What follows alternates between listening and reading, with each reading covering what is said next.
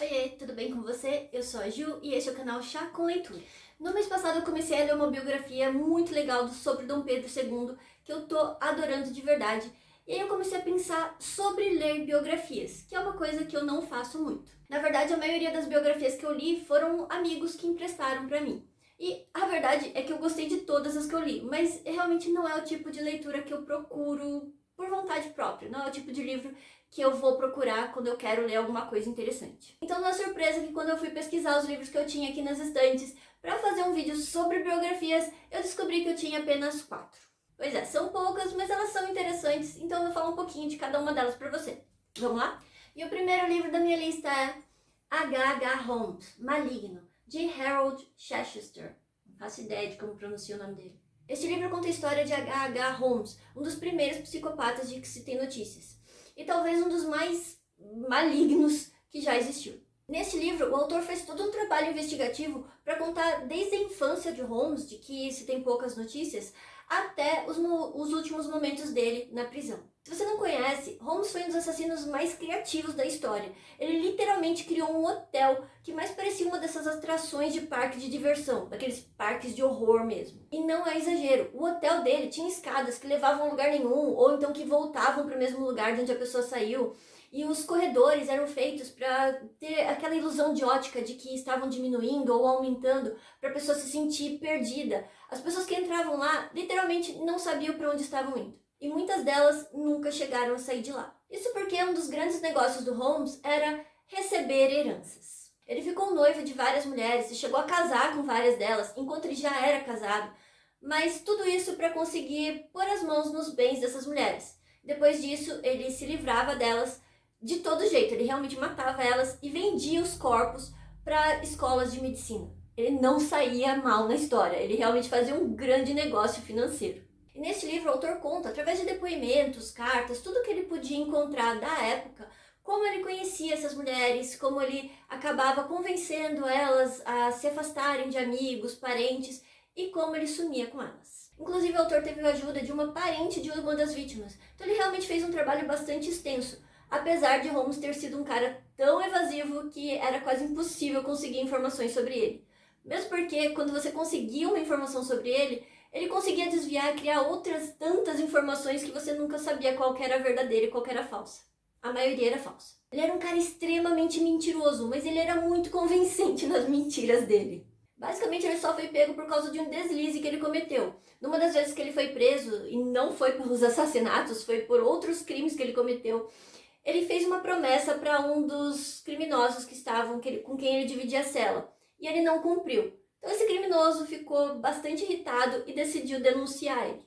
Caso isso não tivesse acontecido, ele com certeza teria matado muito mais gente, porque ele inclusive já tinha vários outros nomes na listinha dele. No livro o autor conta sobre a prisão dele, sobre todo o processo do julgamento. Enfim, ele vai desde o começo que ele conseguiu achar ali sobre a infância do Holmes até o momento em que ele finalmente foi sentenciado. E eu decidi começar esta lista por este livro, porque eu adorei ele, eu devorei a história, é muito emocionante, por incrível que pareça. Eu normalmente acho biografias meio paradas, meio sem graça, mas as biografias investigativas acabam sendo bastante empolgantes, e foi o caso deste aqui. Mas eu vou deixar um aviso, porque apesar deste livro ser bastante empolgante, ele também é bastante perturbador, porque o Holmes era um psicopata, ele fazia muitas barbaridades e tá tudo descrito aqui. Apesar de não entrar muito em detalhes, a gente acaba entendendo bem e sentindo aquela repulsa pelos atos dele. Mas mesmo assim, é muito interessante. Eu recomendo sim, se você tiver estômago para isso, vale a pena ler. E o segundo livro da minha lista é The Five, de Hallie Rubenhold. Este livro é outra biografia investigativa e sim, é muito empolgante. E sim, eu adorei também.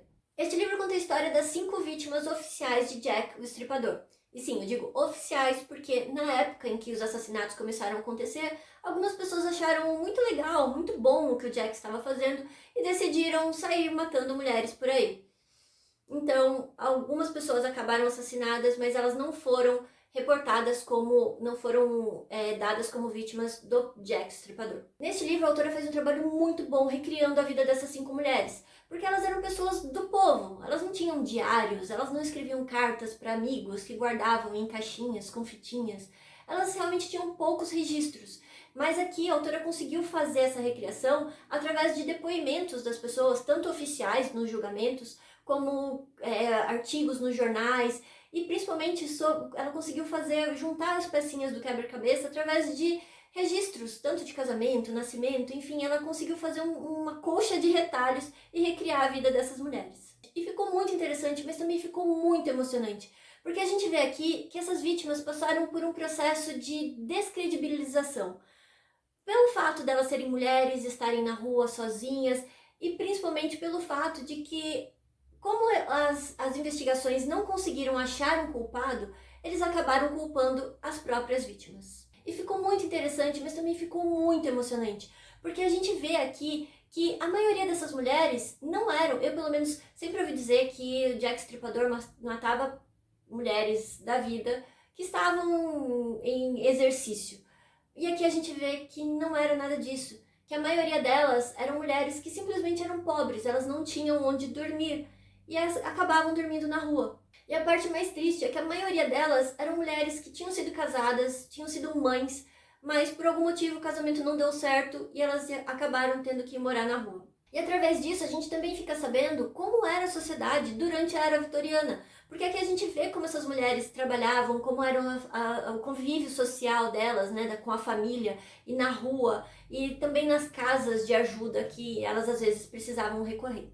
Essa parte social para mim foi muito surpreendente porque, apesar da gente saber, até em filmes a gente vê sobre como era a pobreza, a sujeira, né, na Inglaterra, nos Estados Unidos, enfim, apesar da gente saber disso, aqui eles mostram de um jeito muito diferente. Aliás, a autora mostra de um jeito um pouquinho pior do que eu estava esperando.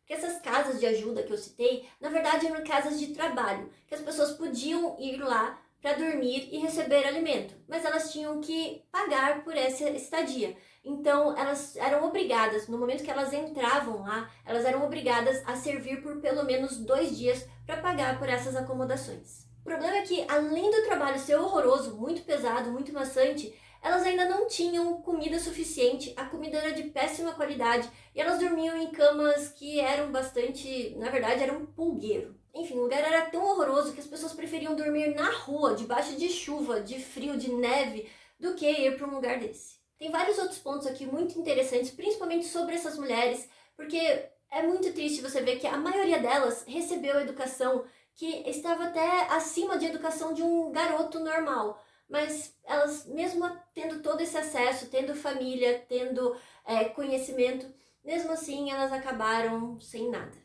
Uma outra coisa muito interessante aqui é que você não vai achar absolutamente nada sobre o Jack. E eu tava esperando por isso, eu tava esperando um capítulo sobre ele, algumas folhas que fossem, mas a gente chega no final e percebe que ele foi totalmente esquecido. E esse é exatamente o objetivo da autora. Porque, como ela diz, o Jack acabou virando um mito. As pessoas se fantasiam sobre ele, tem filmes sobre ele, mas não se fala nada sobre as vítimas. As vítimas ficaram totalmente esquecidas.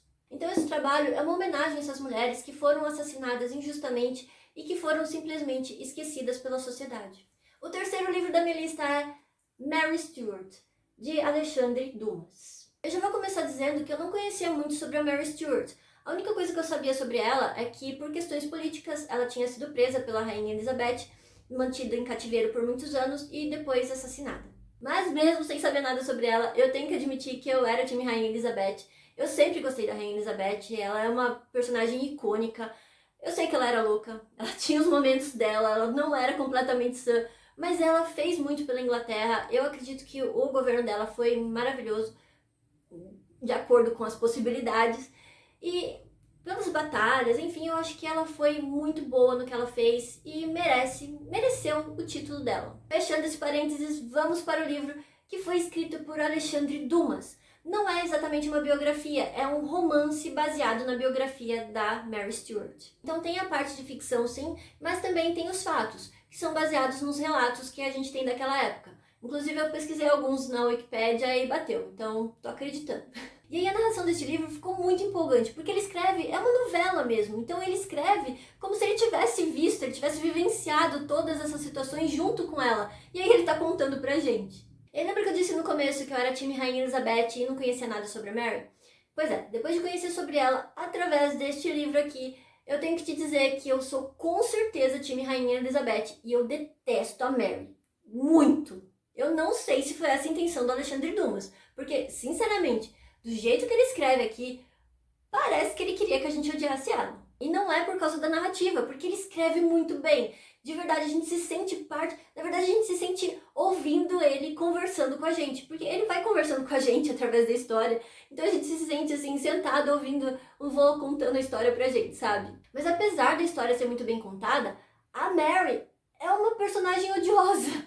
E ele fala de um jeito como se ela fosse uma coitada. Isso dá mais raiva ainda. Por exemplo, pra fazer um resuminho. A Mary era escocesa, mas ela foi criada na França. E lá ela se casou com um príncipe. Depois que ele morreu, ela voltou para a Escócia, para se tornar rainha da Escócia. O problema é que ela fez tanta intriga, ela causou tantos problemas lá, que a Escócia, que já era um barril de pólvora, estourou de fato. E no meio dessa guerra, ela acabou presa. Ficou em cativeiro, mas conseguiu fugir. E aí ela tinha duas opções. A primeira era voltar para a França, o que inclusive foi muito aconselhado pelas pessoas que gostavam dela. Por quê? Ela foi criada lá. Os parentes do marido dela gostavam dela, inclusive pediram para ela ir para lá. Não tinha por que recusar, certo? Mas ela recusou, porque ela preferiu a segunda opção, que era ir para a Inglaterra, onde ela só tinha uma parente viva, a Rainha Elizabeth, com quem ela nunca teve contato. Na verdade, ela tinha mais parentes sim, porque ela se casou novamente enquanto ela estava na Escócia.